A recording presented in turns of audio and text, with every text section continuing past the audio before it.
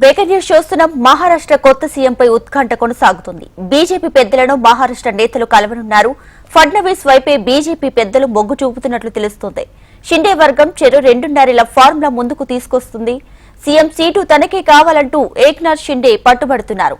ఫడ్నవీస్ కి మద్దతుగా అజిత్ పవార్ నిలుస్తున్నారు.